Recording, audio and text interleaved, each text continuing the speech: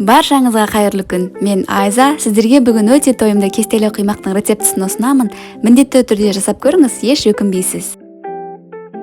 Ең алдымен ыдысымызға жұмыртқаны салып, қантпен бірге араластырамыз.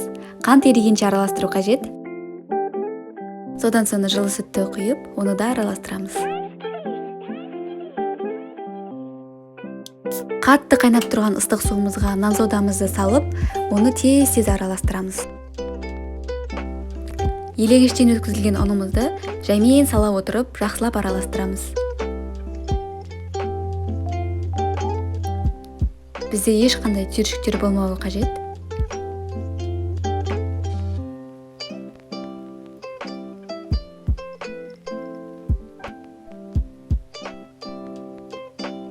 Бұл масса өте сұйық болмайды, және қою да болмайды, орташа масса пайда болады. Ең соңында сұйық майымызды құямыз. Қызып тұрған табамызға құямыз, және де толықтай бетіне тесіктер пайда болған кезде екінші бетіне аударамыз.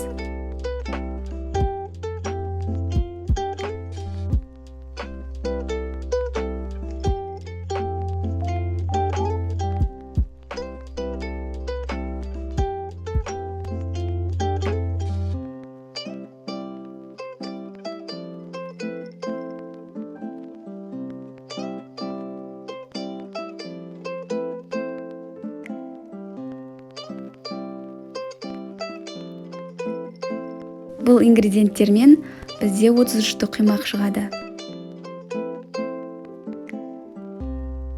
Барлық құймақты осылай әдемілеп пісіріп аламыз. Міне осымен бізде құймақтары дайын. Қалауларыңыз бойынша ішіне әртүрлі салма салсаңыздар болады.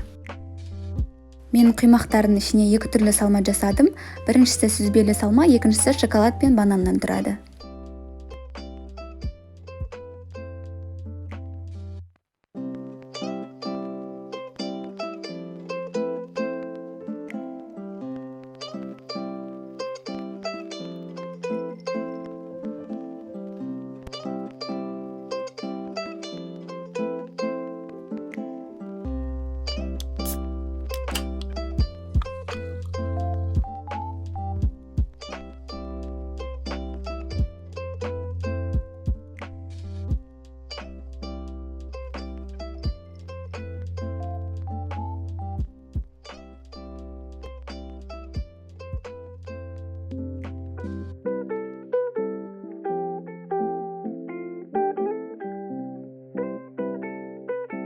Егер сізге видео ұнаса, лайк басып пікір қалдырыңыздар, және де каналыма тіркелуді ұмытпаңыздар.